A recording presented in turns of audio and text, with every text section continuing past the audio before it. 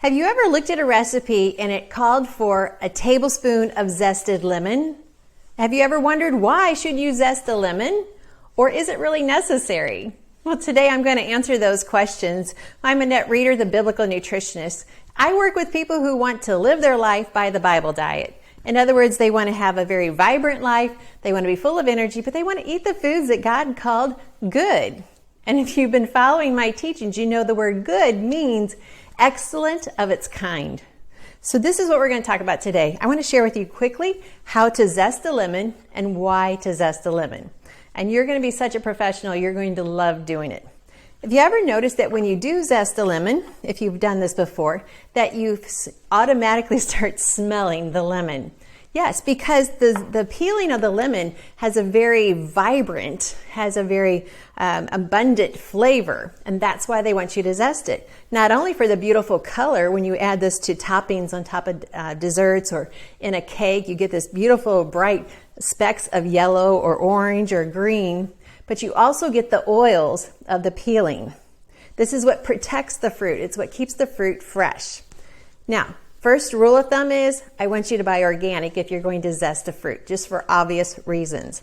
Then you want to wash it really well. Scrub it, wash it, make sure there's no contamination on it at all, because you're going to put this peeling in your favorite desserts. Then you want to find a tool that's going to work for you. There are 2 layers to the peeling of these citrus fruits. The top is the part we want. We don't want the white, which is called the pith. That's where we get into bitterness. You will not have bitterness in your desserts when you're just using the zest of the lemon.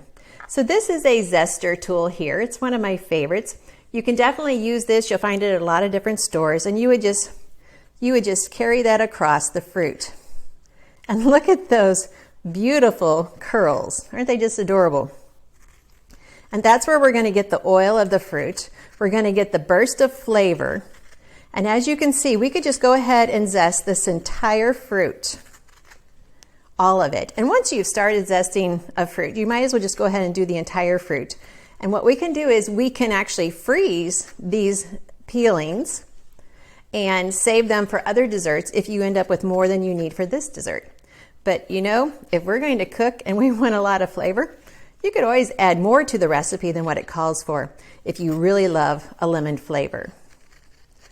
Aren't these beautiful curls? Okay, so there we have it. Now, if I'm not going to use the juice of this lemon right now, then I need to be very careful to wrap this up in a plastic bag and freeze it until I'm ready to use this. The good news is you can also freeze these lemon zests for other recipes. So I would use my 1 tablespoon for the recipe I'm getting ready to make, and then I would save the rest in the freezer. I can also use a serrated knife. As you can see, that serrated knife means a knife that has these ridges. That would work similar. I would just scrape it across. I don't always get as beautiful curls when I do this, but I do get the zest.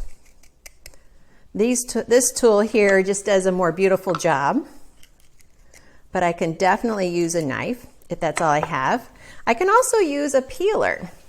And what I'm trying to do is just peel the outer coating, and then I would just have to cut up those little outside peelings. Remember, I'm not trying to get any of the white, so I got a little bit of white on that, a little bit too much. I'm just trying to peel, just barely touching the outer edge. So that's how you zest a lemon. That's why you zest a lemon. If you want to have a more biblical diet, be sure you're following all of these videos.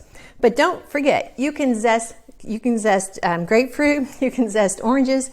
Just add it as a decorative touch to all of your dishes. Your family will think you are now the gourmet granny.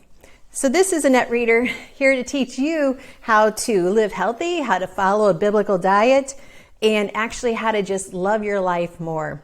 Annette Reeder, the biblical nutritionist. Be sure and subscribe to this channel, and also that way you'll get notified when we post more cooking videos or more healthy living tips. We are about to go into a time when God is calling us to be strong. He's calling us to be ready to go. And so let's get ready now, but let's have fun doing it at the same time. Be sure and like this video, share it with your friends. Thank you for watching.